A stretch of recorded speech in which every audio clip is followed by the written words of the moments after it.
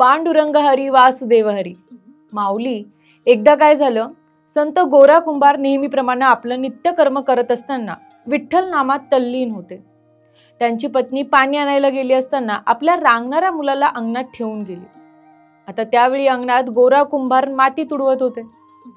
नाम संकीर्तनात ते इतके तल्लीन झाले की रांगणारं बाळ त्यांच्याकडे येत असल्याचं भान सुद्धा त्यांना राहिलं नाही।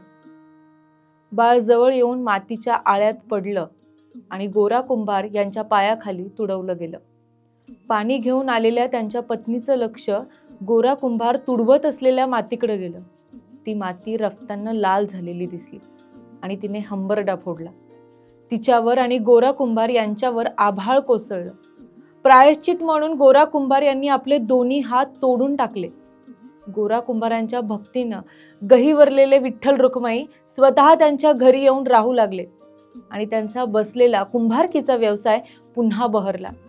पुढे आषाढी वारीच्या निमित्ताने संत मंडळी पंढरपूरला निघाली।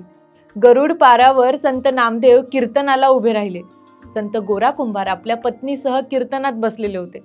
वारकरी पांडुरंगाचा नामगजर करीत हात वर करून टाळ्या वाजवू लागले। गोरा कुंभार यांनी देखील अभावितपणे आपले थिटे हात उचलले आणि त्या क्षणी त्या थोट्या हातांना हात फुटले। गोरोबांच्या पत्नी चालू असलेल्या कीर्तनात पांडुरंगाची विनवणी करू लागली। पांडुरंगा, तुला माझी करुणा येऊ दे रे, माझं मूल मला परत दे। आणि काय आश्चर्य, त्या कीर्तनात चिखलात तुडवलं गेलेलं तिचं बाळ रांगत रांगत तिच्याकडे येत असल्याचं तिनं पाहिलं। आनंदाच्या भरात तिनं बाळाला कडेवर उचललं। सगळ्यांनी विठ्ठलाच्या नावाचा जय जयकार केला। आनंदाने सभा मंडप दुमदुमून गेला। माऊली, 13व्या शतकात संत ज्ञानेश्वर महाराज आणि संत नामदेव महाराज या संतांनी भागवत धर्माची पताका भारतभर फिरवली। भागवत धर्मातील तत्वज्ञान आणि वारकरी संत विचारधारेचा भारतभर प्रसार आणि प्रचार केला। याच समकाळात महाराष्ट्रात संत सावतामाळी, संत चोखामेळा, संत सेना, संत नरहरी सोनार, कान्होपात्रा ही संत मांदियाळी निर्माण झाली होती। या संत मांदियाळींपैकीच धाराशिव जिल्ह्यातील तेरढोकी इथले संत गोरोबा कुंभार। पराकोटीची विठ्ठल भक्ती, वैरागी वृत्ती यामुळे सगळ्या संत मंडळीत गोरोबांना ज्येष्ठ स्थान आहे। त्यामुळे त्यांना आदराने आणि प्रेमाने सगळेजण गोरोबा काका या नावाने संबोधत।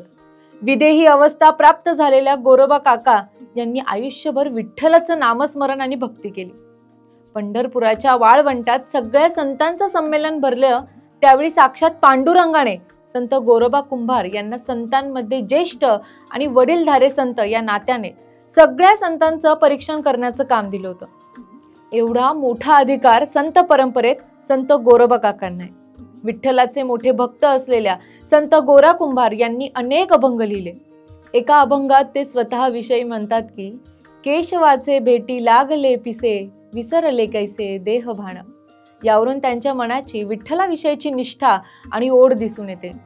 कासायासी बहु घालीसी मळन, तुझे येणे विन काय काज, एकेपणे एक एकेपणे एक, एकाचे अनेक विस्तारले। हा त्यांचा पारमार्थिक भाव होता। संत गोरोबांनी भागवत धर्माची प्रतिज्ञा, भक्तीचा प्रचार आणि प्रसार केला। गोरोबा काका एक अभंगात म्हणतात की तुझे रूप चित्ती राहो मुखी तुझे नाम, देह प्रपंचाचा दास सुखे करो काम। देह हा संसाराचा दास असला तरी सुखाने काम करता करता भगवंताचं नामचिंतन करावं, अशी गोरोबा काकांची शिकवण होती। गोरोबा काकांनी त्यांनी कर्म आणि भक्ती यांची सांगड किती सुंदर घातली आहे हे दिसून येतं। संसारी असावे असूनी नसावे, भजन करावे सदोदित या संत वचनाप्रमाणे त्यांनी जीवन व्यतीत केलं। गोरोबा काकांनी समाधीचा निश्चय केला। या दिवशी समस्त देवगण, स्वतः पांडुरंग, संत नामदेव महाराज उपस्थित होते। चैत्र कृष्ण त्रयोदशी शके 1239, 10 एप्रिल 1317 संत गोरोबा काका तेरढोकी इथे समाधिस्थ झाले। परिश्रम, श्रद्धा आणि भक्ती यांचा संगम म्हणजे थोर संत श्री गोरा कुंभार। बोला पुंडलिक वरदा हरी विठ्ठल, श्री ज्ञानदेव तुकाराम, पंढरीनाथ महाराज की जय। आपल्या संस्कृतीबद्दल अशाच नाविन्यपूर्ण माहितीसाठी आमच्या सोल स्पिरिच्युअल यूट्यूब चॅनलला सबस्क्राईब करा।